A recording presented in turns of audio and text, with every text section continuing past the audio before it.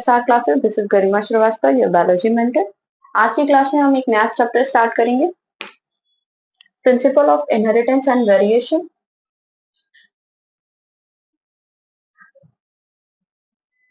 Inheritance and variation. अब देखते हैं इनके बारे में कि क्या है। इस चैप्टर में हम लोग देखेंगे क्या इनहेरिटेंस क्या है, वेरिएशन क्या है, फिर जेनेटिक्स क्या है। मेन इस पूरे चैप्टर में किसके बारे में बात की जा रही है? जेनेटिक्स के बारे में बात की जा रही है। जो आप ये देख रहे हो, इनहेरिटेंस देख रहे हो, ये वेरिएशन देख रहे हो, ये दोनों के दोनों किस साइंस के किस ब्रांच के अंदर हम पढ़ते हैं? तो जेनेटिक्स के अंदर पढ़ते हैं। किसके अंदर इसको हम पढ़ते हैं? जैसे हम बोलते हैं ना, biology is a branch of science that deals with the study of life. Life के बारे में जो स्टडी करता है वो बायोलॉजी हो गया।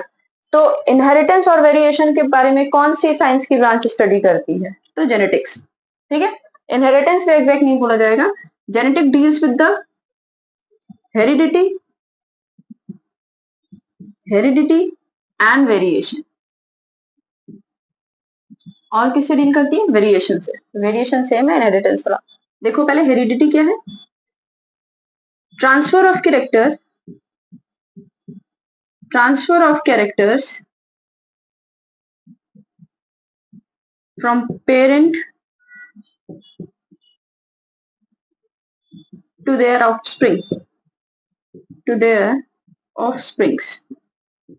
पेरेंट से कैरेक्टर का किस में जाना? ऑफस्प्रिंग्स में जाना, उनके बच्चों में जाना, या ट्रांसमिशन और transfer of character from one generation to another. एक जनरेशन से दूसरे जनरेशन में जाना, जनरेशन टू अनदर, दूसरे जनरेशन में जाना, उसको भी हम क्या कहते हैं? हेरिडिटी कहते हैं। ठीक है,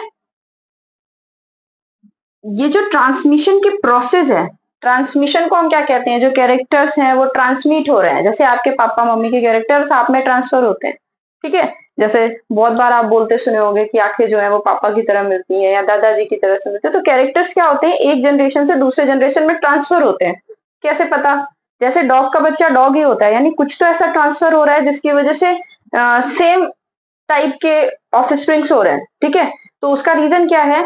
ये जो हेरिडिटी है, जो कैरेक्टर्स हैं, वो क्या होते हैं? एक जनरेशन से दूसरे जनरेशन में ट्रांसफर होते हैं। इसी वजह से जिसका बच्चा होगा वो उसी की तरह से दिखाई देगा। ठीक है, transfer of characters from parent to their offspring, या वन जनरेशन से दूसरे जनरेशन में जब कैरेक्टर ट्रांसफर होते हैं तो उसको हम क्या कहते हैं? हेरिडिटी कहते हैं। एंड द प्रोसेस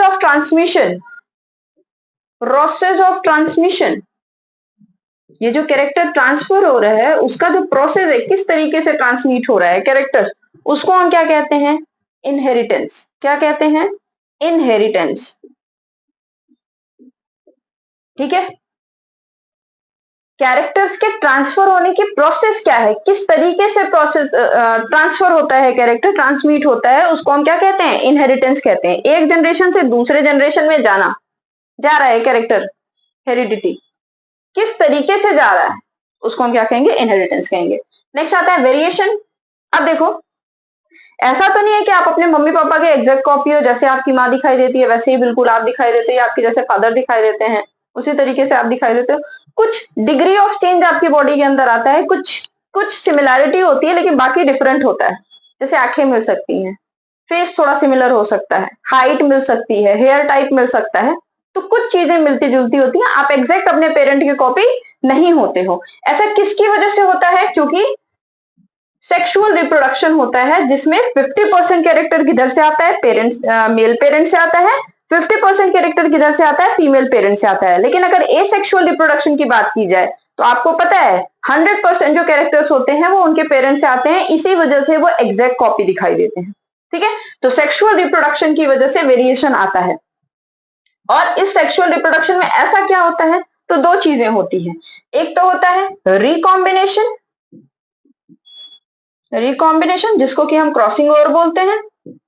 जो क्रोमोसोम्स होते हैं वो क्रॉस करते हैं एक दूसरे के साथ, जिसकी वजह से क्या होता है? कैरेक्टर्स जो होते हैं वो चेंज हो जाते हैं। ठीक है, जिसकी वजह से आप थोड़े डिफरेंट दिखाई देते हो। दूसरा रीजन क्या हो सकता है? म्यूटेशन। म्यूटेशन किसको बोलते हैं? सडन चेंज, इन्वायरमेंट की वजह से हमारी बॉडी के अंदर धीरे धीरे क्या होने लगता है? चेंज होने लगता है। उस सडन चेंज को हम क्या कहते हैं? म्यूटेशन कहते हैं। तो दो ये रीजन है मेनली, एक तो रिकॉम्बिनेशन, दूसरा म्यूटेशन, जिसकी वजह से हमारी बॉडी के अंदर चेंजेस आते हैं। हम अपने पेरेंट्स से डिग्री ऑफ वेरिएशन, हमारी डिग्री ऑफ डिफरेंस हमारी बॉडी के अंदर आता है, डिग्री ऑफ चेंज आता है अपने पेरेंट्स से। ठीक है, जैसे हम अपने पेरेंट्स के एग्जैक्ट सिमिलर तो नहीं होते ना, तो क्या वो जो सिमिलैरिटी नहीं होती, जो डिग्री ऑफ चेंज होता है, उसी को हम क्या कहते हैं? वेरिएशन कहते हैं। आप लिख लो इसको, degree of change is called variation. Degree of change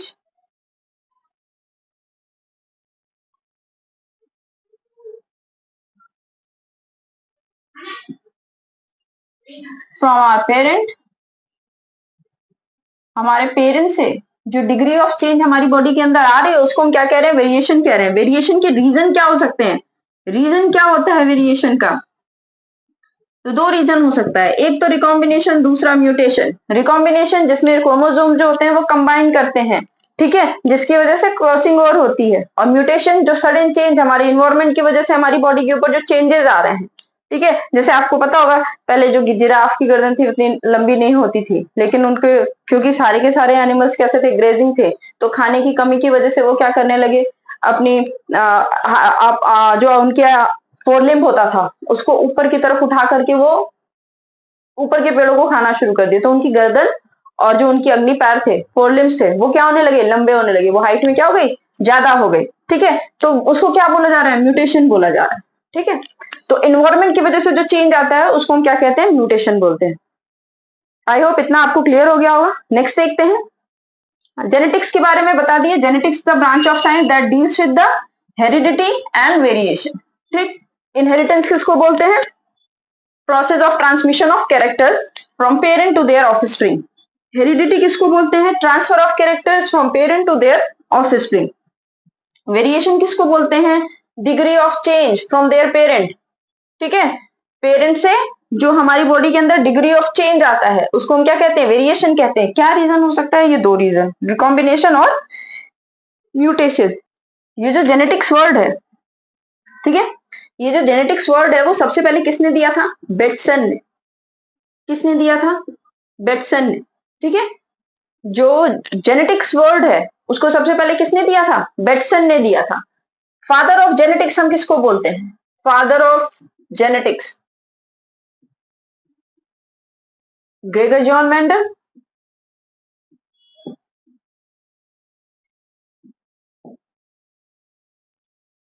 Gregor John Mendel को बोलते हैं। ठीक है, नेक्स्ट है father of experimental genetics. Experimental genetics,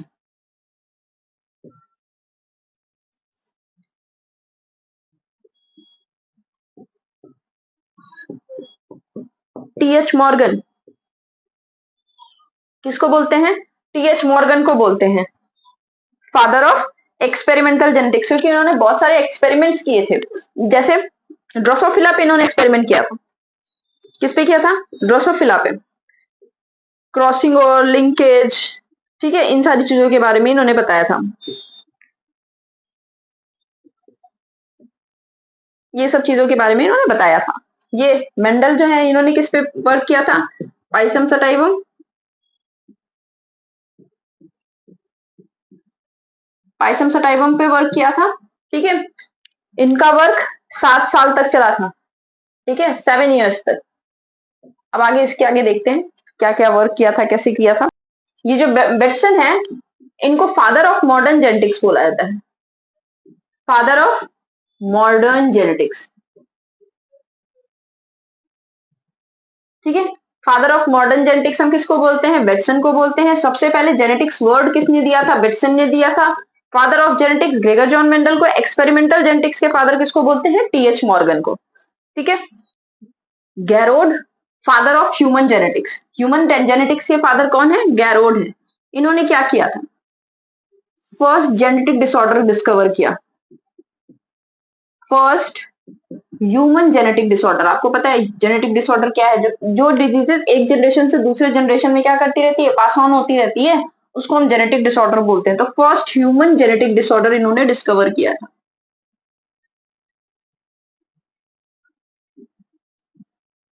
first human genetic disorder, क्या नाम है उसका?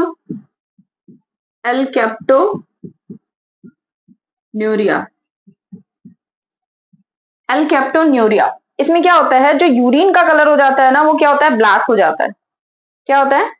ब्लैक यूरिन डिजीज इसको बोलते हैं। ब्लैक यूरिन डिजीज, ठीक है। तो गैरोड क्या है? Father of human genetics. First human genetic disorder इन्होंने डिस्कवर किया था, जिसका नाम क्या है? Alkaptonuria, commonly known as black urine disease. के बारे में हम चैप्टर के लास्ट में पढ़ेंगे कि इसमें क्या क्या चीजें होती हैं, किस तरीके का क्या कौन सा रेसेसिव जीन की वजह से ये होता है। अभी देखो, जैसे अगर क्या होता है, कोई काऊ है, ठीक है, वो मिल्क बहुत अच्छा प्रोड्यूस करती है, उसका प्रोडक्शन जो है, मिल्क प्रोडक्शन क्या है, बहुत हाई है, लेकिन ये डिजीज रेजिस्टेंस नहीं है, इसके अंदर डिजीज रेजिस्टेंट नहीं है, रेजिस्टेंस नहीं है, बहुत लो है, ठीक है। तो अगर हम इस काऊ को क्या करना चाहें, हम तो चाहेंगे कि ऐसी काऊ हम प्रोड्यूस करें, ऐसी काऊ हमारी हो जो ज्यादा से ज्यादा दूध हो और उसको कोई बीमारी ना हो। तो हम क्या करेंगे, किसी ऐसे बुल से इसकी क्रॉसिंग ओवर कराएंगे या हाइब्रिडाइजेशन कराएंगे जिसमें डिजीज रेजिस्टेंस ज्यादा हो। डिजीज रेजिस्टेंस क्या हो, ज्यादा हो, ठीक है। अब जब इनमें क्रॉसिंग ओवर होगी तो जो हाइब्रिड बनेगा, हाइब्रिड किसको बोलते हैं, जब दो चीजों के क्रॉसिंग ओवर से जो बनता है वो क्या होता है, हाइब्रिड होता है, ठीक है। तो कोई नई चीज जो दो सेल के हाइब्रिड कराने से, जोड़ने से बन रही है, उसको हम क्या करा रहे हैं, कह रहे हैं हाइब्रिड कह रहे हैं। तो जो हाइब्रिड काऊ बनेगी उसके अंदर मिल्क प्रोडक्शन भी अच्छा होगा, ठीक है, वो मिल्क भी अच्छा प्रोड्यूस करेगी और डिजीज रेजिस्टेंस भी होगी।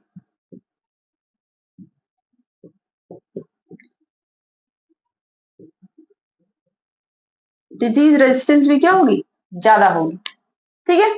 अब देखते हैं, हम स्टार्ट करते हैं चैप्टर में कि क्या क्या चीजें हैं, ठीक है। तो सबसे पहले हमें किसके बारे में पढ़ना है, मेंडल के बारे में। देखते हैं ग्रेगर जॉन मेंडल के बारे में। ये एक ऑस्ट्रियन मॉन्क थे। इन्होंने चर्च के गार्डन में ही क्या किया था, अपना एक्सपेरिमेंट परफॉर्म किया था।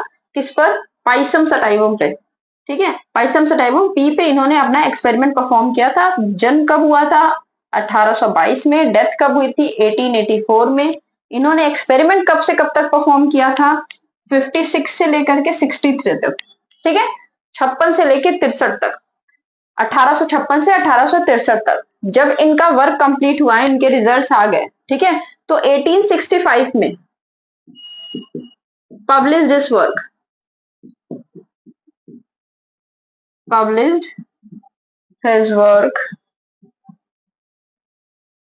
किस नाम से? Experiment in plant hybridisation.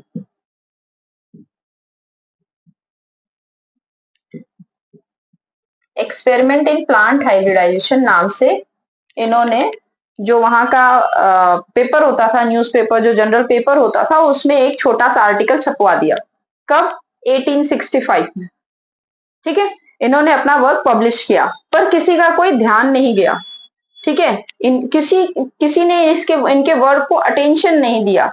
कुछ रीजंस थे कि इनका वर्क जो था वो क्यों नहीं हाईलाइट में आया, जबकि इनका वर्क जो था, अभी तक के एक्सपेरिमेंट में इनके वर्क को ही माना जाता है, ठीक है। जो भी अभी सारे एक्सपेरिमेंट चलते हैं, इनके वर्क के बेसिस पे ही चल रहा है, लेकिन उस टाइम पे इनको उतनी उतनी पब्लिसिटी क्यों नहीं मिली, क्या रीजन था? Mendel was not able to get popularity. Why? उनका जो वर्क था वो पॉपुलर क्यों नहीं हुआ उस टाइम पे? सबसे पहला रीजन था, ये जो एक्सपेरिमेंट इन्होंने परफॉर्म किया था, इन्होंने मैथमेटिक्स को बायो में इंक्लूड किया था। इन्होंने बायोलॉजी में किसके कॉन्सेप्ट को यूज किया था? ही used mathematics in terms of biology. और लोगों के लिए क्या था, ये बहुत नया था कि बायो में मैथ क्यों लेके आया जा रहा है। ठीक है, उन्होंने स्टैटिक्स को यूज करके बायो के मतलब ये जो जेनेटिक्स में इन्होंने वर्क परफॉर्म किया था ना, स्टार्टिंग में इन्होंने बहुत सारे, ऐसा नहीं था कि मिंडल फर्स्ट साइंटिस्ट थे जिन्होंने हाइब्रिडाइजेशन पे, प्लांट हाइब्रिडाइजेशन पे वर्क किया था, बहुत सारे साइंटिस्ट ने किया था, लेकिन कोई सक्सेस नहीं पाया उतना। रीजन उसका क्या था, क्योंकि कोई वो सही जगह से स्टार्ट नहीं कर रहा था जिस जगह से इन्होंने किया। इन्होंने क्या किया, स्टार्टिंग के 2 से 3 साल इन्होंने ट्रू लाइन को पाने में वेस्ट कर दिए। किस पे? ट्रू लाइन पाने के लिए। अब ये ट्रू लाइन क्या है, जैसे आप एक्सपेरिमेंट के बारे में पढ़े हुए हो, जैसे टॉल प्लांट और डॉर्फ प्लांट। ठीक है, टॉल प्लांट ये भी हो सकता है और ये भी हो सकता है। ठीक है, आप देख रहे हो प्लांट की हाइट देख करके ही आपको पता चल रहा है कि हाँ वो प्लांट जो है वो टॉल है, तो वो ये भी हो सकता है, ये भी हो सकता है। आप देख के नहीं बता सकते कि वो ये वाला भी हो सकता है। तो स्टार्टिंग का 2-3 साल इन्होंने ट्रू लाइन को, यानी इसको ऑब्टेन करने में लगाया। ठीक है, स्टार्टिंग का मतलब जब प्लांट ग्रो करा रहे थे तो उनको किसी चीज से मतलब नहीं था कि प्लांट में और क्या चीजें हो रही हैं, कौन से कैरेक्टर्स ट्रांसफर हो रहे हैं, कौन से नहीं हो रहे हैं। उन्होंने सिर्फ किस चीज पे ध्यान दिया था, उसकी हाइट पर ध्यान दिया था। ठीक है, कि हाइट कैसी है उनकी। ठीक है, तो उन्होंने क्या किया, ट्रू लाइन ऑब्टेन करने की कोशिश की। अब जब ट्रू लाइन 2-3 साल के बाद उनको प्योर लाइन मिल गया, ट्रू लाइन मिल गया, ठीक है, प्योर लाइन लिख लो इसको। जब इनको प्योर लाइन ऑब्टेन हो गया तो फिर अब इन्होंने क्या किया, धीरे धीरे अपने एक्सपेरिमेंट्स को परफॉर्म करना स्टार्ट किया। जैसे फॉर एग्जांपल आपको पता है इसका जो क्या बनाते हैं, गेमिट बनाते हैं, तो ये गेमिट बन जाएगा, फिर इसका गेमिट बन जाएगा, फिर इसको क्या कराते हैं, क्रॉस कराते हैं। तो चारों के चारों फर्स्ट जनरेशन जो होगी उनमें चारों के चारों प्लांट कैसे होंगे, टॉल होंगे। ठीक है, चार के चारों प्लांट कैसे होंगे, टॉल होंगे। हाइट की वाइज तो ठीक है, हाइट वाइज ठीक है, लेकिन अभी जब नेक्स्ट जनरेशन में इसको हम इसकी क्या कराते हैं, सेल्फिंग कराते हैं। क्या करा दिए, सेल्फिंग करा दिए, तो क्या बन जाता है, एक तो कैपिटल टी बनता है प्योर, ठीक, दो बन जाते हैं टॉल जो कि हेट्रोजाइगस होते हैं, और एक बनता है डॉर्फ। यानी आया ना ये, स्टार्टिंग में जो साइंटिस्ट कर रहे थे उन्होंने इसको ऑब्टेन करने की बजाय ऐसे ही कोई भी एक्सपेरिमेंट को क्या कर रहे थे, वो परफॉर्म करते चले जा रहे थे, जिसकी वजह से उनको उतनी पॉपुलैरिटी नहीं मिली, उनका जो रिजल्ट आ रहा था वो सही नहीं आ रहा था। इन्होंने मैथ के कॉन्सेप्ट को, पनेट बॉक्स और स्टैटिक्स पता नहीं क्या क्या चीजें यूज करके इन्होंने अपने एक्सपेरिमेंट को परफॉर्म कराया। तो इन्होंने जब बायो के कॉन्सेप्ट में मैथ्स को घुसाया तो लोगों को लगा ये क्या कर रहा है, ये किस तरीके का है। तो इस वजह से लोगों को उनके वर्क में कोई इंटरेस्ट नहीं आया, ध्यान ही नहीं दिया उन्होंने। ठीक है, नेक्स्ट क्या है, इन्होंने एक जनरल पेपर पे, ठीक है, एक वहां का जो बेसिक पेपर होता था उसमें इस नाम से, experiment in the plant hybridization के नाम से एक छोटा सा आर्टिकल डलवा दिया था।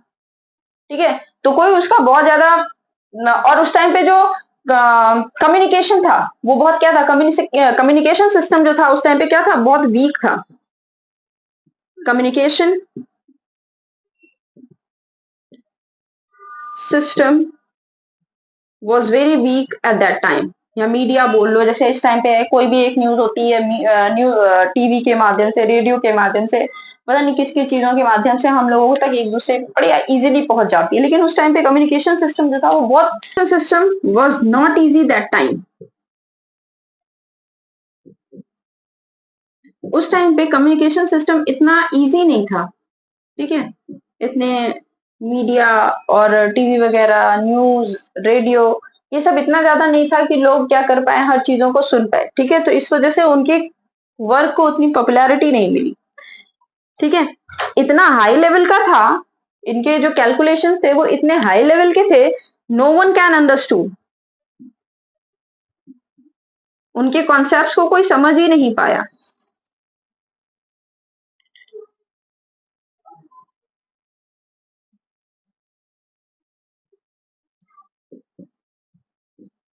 ठीक है, फोर्थ क्या है, उन्होंने जीन की जगह पे किसका यूज किया था, फैक्टर का यूज किया था, और फैक्टर के बारे में उन्होंने कुछ ऐसा कंफर्म नहीं बताया था कि फैक्टर ये, उसको कोई ऐसी प्रूफ नहीं दिया था कि फैक्टर ही है जो कि कैरेक्टर को एक जनरेशन से दूसरे जनरेशन में, आज हमको पता है क्योंकि सेल की डिस्कवरी उसके बाद हुई, तो फिर पता चला कि सेल के अंदर डीएनए पाया जाता है जो जीन्स को, कैरेक्टर्स को क्या करता है, कैरी करता है।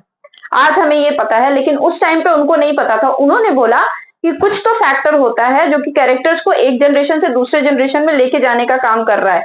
यानी उन्होंने फैक्टर को किसकी तरह से बताया, एज अ डिस्क्रीट यूनिट की तरह से। किसकी तरह से, factor is a discrete unit. Factor was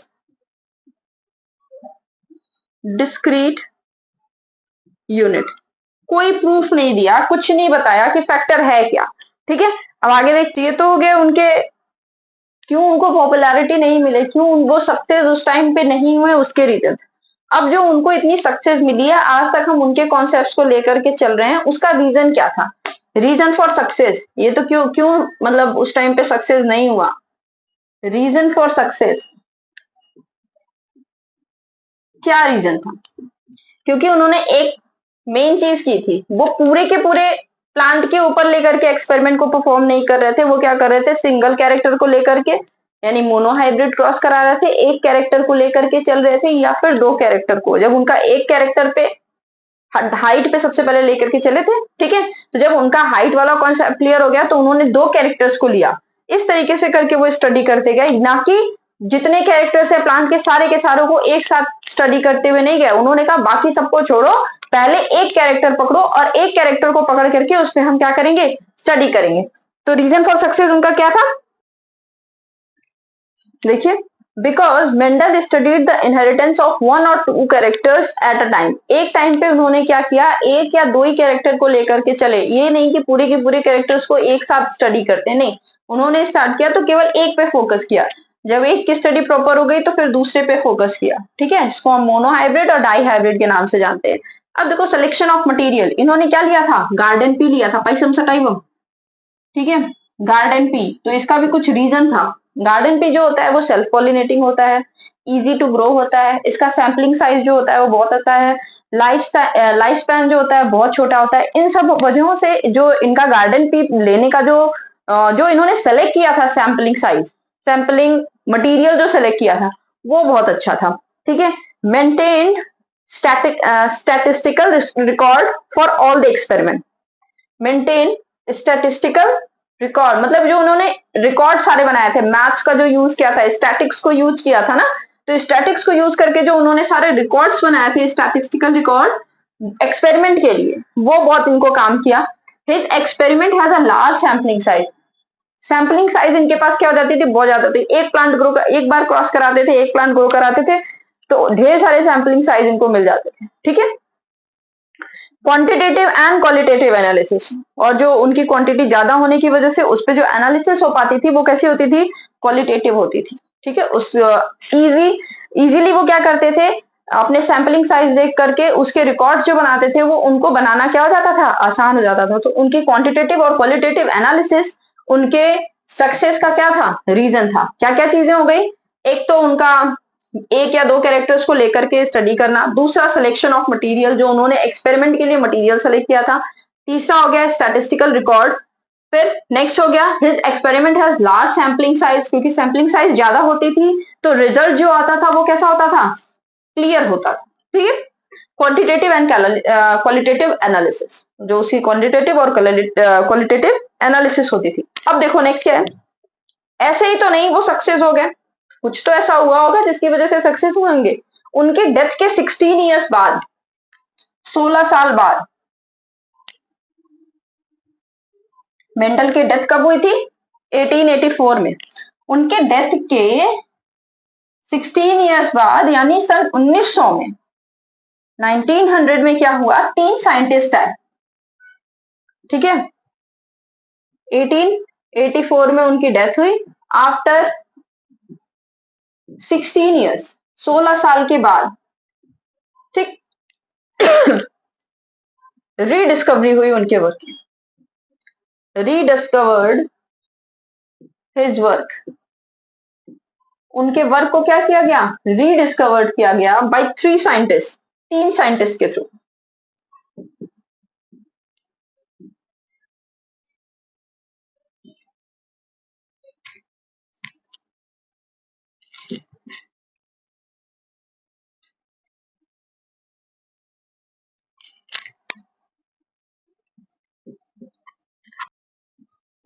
3 scientist.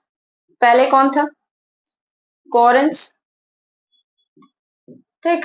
फिर ह्यूगो द व्रिज, ह्यूगो द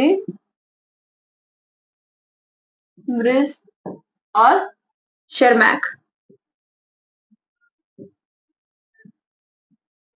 ये 3 साइंटिस्ट थे, कॉरेन, ह्यूगो द व्रिज और शेरमैक। ये 3 साइंटिस्ट थे। इन्होंने क्या किया?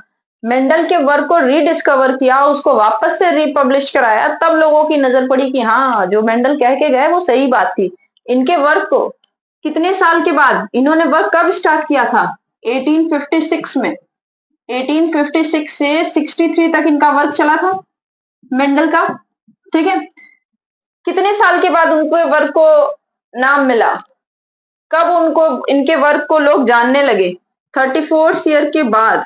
34 ईयर के बाद उनके वर्क को क्या मिला? पहचान मिला, ठीक है। 34 साल के बाद, देखो 56 में स्टार्ट हुआ था, 1900 में उनके वर्क को रिकॉग्निशन मिला कि हाँ, उनका वर्क जो था वो ये था। और किसकी वजह से? इन 3 साइंटिस्ट की वजह से, ठीक है। ये जो कॉरेन थे, इन्होंने ही बाद में जब उनके वर्क को स्टडी करके जब बनाया तो 2 लॉज दिए थे। किसके?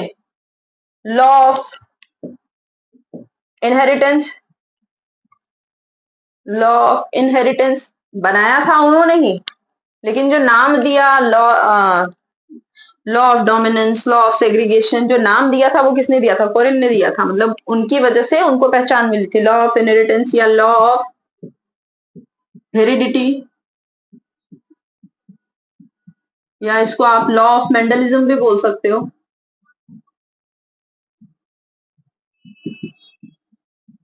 ठीक है। तो फर्स्ट लॉ और सेकेंड लॉ इन्होंने दिया था। फर्स्ट लॉ क्या है? क्या है? Law of segregation. और दूसरा लॉ कौन सा दिया था? Law of independent assortment.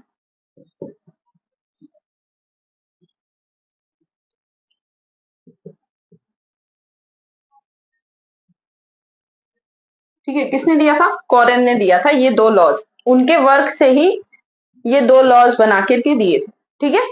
आएगा, अगर आपसे पूछा जाएगा ये 2 लॉज किसके हैं, तो मेंडल के ही हैं।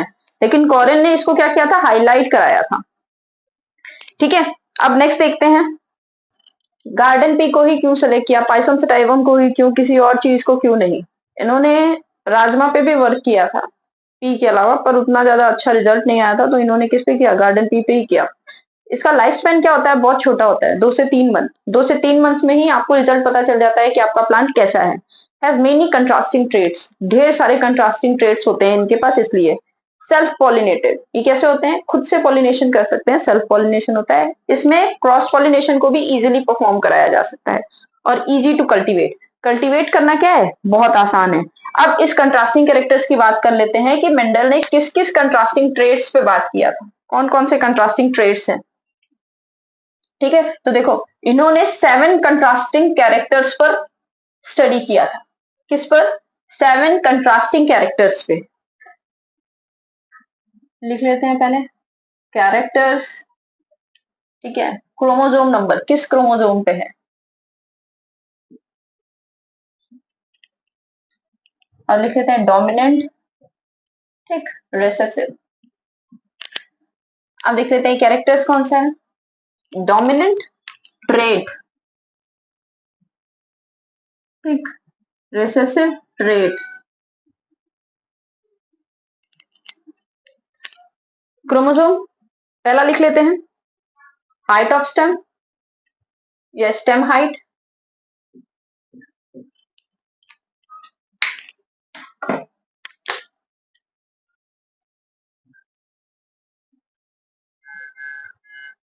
Stem height. क्रोमोसोम नंबर कौन सा है? 4th, ठीक। डोमिनेंट में कौन सा होगा? टॉल। रिसेसिव में कौन सा होगा? डॉर्फ, ठीक। सेकेंड आ जाता है पोजीशन ऑफ फ्लावर या flower position, position of flower. ये भी किस पे आता है? 4th नंबर पे ही है। ये डोमिनेंट में कौन सा होगा? एक्सियल ठीक, रिसेसिव में कौन सा होगा? टर्मिनल। नेक्स्ट आता है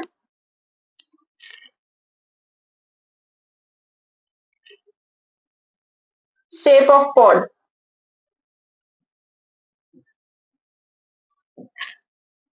पॉड का शेप क्या है? ये भी किस क्रोमोसोम पे आएगा? फोर्थ पे। डोमिनेंट में क्या आएगा? इनफ्लैटेड। इसमें कौन सा आएगा? या फुल कर लो, फुला हुआ रहता है। इनफ्लैटेड, कॉन्स्ट्रिक्टेड, सिकुड़ा हुआ। नेक्स्ट आता है पॉड कलर। पॉड किसको बोलते हैं? वो जो ग्रीन कलर का होता है जिसको हम छिलते हैं, ठीक है, तो पॉड उसको बोलते हैं। किस नंबर पे आता है ये? फिफ्थ पे। किस पे आता है? फिफ्थ क्रोमोसोम पे। पॉड कलर में क्या आएगा? ग्रीन। ठीक है, इसमें क्या आएगा? रिसेसिव वाले में क्या हो जाता है? येलो। नेक्स्ट आता है, पॉड कलर हो गया।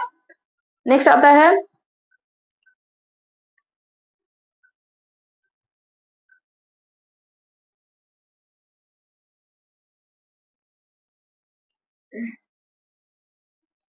Seed shape. नेक्स्ट कौन सा है? Seed shape. किस नंबर पे होता है? सेवेंथ पे होता है। किस क्रोमोसोम नंबर पे होता है? सेवेंथ पे। क्या होता है सीड शेप? एक होता है राउंड और एक होता है रिंकल्ड। रिंकल्ड, ठीक है। नेक्स्ट आता है सीड कलर। ठीक है, ये किस नंबर पे है? फर्स्ट क्रोमोसोम पे। ठीक, और सीड कलर येलो जो होता है वो डोमिनेंट होता है, ग्रीन जो होता है वो रिसेसिव रहता है। जैसे हम देखते हैं, छिलते हैं, येलो कलर का मटर निकलता है तो हम कहते हैं खराब हो गया। वो खराब नहीं है, वो कैसा है? डोमिनेंट है। हम क्योंकि देखने में हमें ग्रीन कलर अच्छा लगता है नहीं ये सब्जी फ्रेश है, इस वजह से उस तरीके का उसको ग्रो कराया जाता है। ठीक है, नेक्स्ट आता है फ्लावर कलर। फ्लावर कलर ये भी फर्स्ट पे आता है। तो इनका फ्लावर कितने कलर का हो सकता है? दो कलर का। कौन कौन सा? वॉयलेट और व्हाइट। तो वॉयलेट कलर आपको पता है ज्यादा डोमिनेंट है, वॉयलेट और व्हाइट। ठीक है, ये हो गए 7 कैरेक्टर्स। कंफ्यूज नहीं होना है। जो ये बताया जा रहा है स्टेम हाइट, ये क्या है? कैरेक्टर है। जैसे आंख का कलर, कलर ऑफ आई, ये क्या है? कैरेक्टर है। अब blue colour, brown colour, black colour, green colour, ये क्या है? ट्रेट है। ठीक है, तो कैरेक्टर्स, कितने कैरेक्टर्स पे वर्क किया? 7 कैरेक्टर्स पे। लेकिन अगर पूछा जाए कितने ट्रेट्स पर वर्क किया, तो कितने ट्रेट्स हो गए? 7 ये डोमिनेंट वाले, 7 ये रिसेसिव वाले, तो कितने ट्रेट्स? 14 ट्रेट्स पे। 14 ट्रेट्स पर वर्क किया और 7 कैरेक्टर्स पे। ठीक है, 14 ट्रेट्स, 7 कैरेक्टर्स, याद रखना है। 14 कंट्रास्टिंग कैरेक्टर्स हैं। ठीक है, एक दूसरे से कंट्रास्ट करते हुए। क्रोमोसोम नंबर देख लो, स्टार्टिंग के 3 जो हैं, stem height, position of flower, pod shape, ये 3 के तीनों किसमें? फोर्थ नंबर पे। पॉड कलर 5 पे, सीड शेप 7 पे, सीड कलर और फ्लावर कलर ये 1 1। ठीक है, डोमिनेंट याद रखने वाले में एक यही है, बाकी आप सबको, आपको सारा पता है। टॉल प्लांट होगा तो जाहिर सी बात है डोमिनेंट है। एक्सियल, एक्सिस पे फ्लावर होगा तो एक्सियल पोजीशन जो है वो डोमिनेंट हो गई। इन्फ्लेटेंट, आपको कैसा मटर अच्छा लगता है? पूरे में पूरे छिले हुए पॉड और पूरे के पूरे में मटर भरा रहे, वो वाला अच्छा लगता है, या पूरा का पूरा सिकुड़ा रहे, एक दो मटर रहे? तो कॉन्स्ट्रिक्टेड जो है वो क्या है? रिसेसिव ट्रेट में आता है, ये हमें नहीं अच्छा लगता, तो ये क्या है? इधर रिसेसिव में। आपको पॉट का कलर कौन सा अच्छा लगेगा? ग्रीन कलर का पॉट रहेगा तो अच्छा लगता है, या येलो कलर का? ग्रीन कलर का। तो ग्रीन डोमिनेंट हो गया, येलो जो हो गया वो रिसेसिव हो गया। कैसा मटर, कैसा देखने में अच्छा लगता है? पूरा तरीके से फुला फुला, गोल सा, राउंड सा हो ये, या ऐसा हो रिंकल्ड, झुर्री वाला? नेक्स्ट आता है सीड कलर, येलो। इसको ये स्पेशली आप इस पे याद रखना, जो येलो वाला होता है सीड कलर, वो कैसा होता है? डोमिनेंट होता है। रिसेसिव कौन सा है? ग्रीन है। ठीक है, फ्लावर कलर वॉयलेट, व्हाइट में और वॉयलेट में कौन ज्यादा डोमिनेंट आपको दिखाई देगा?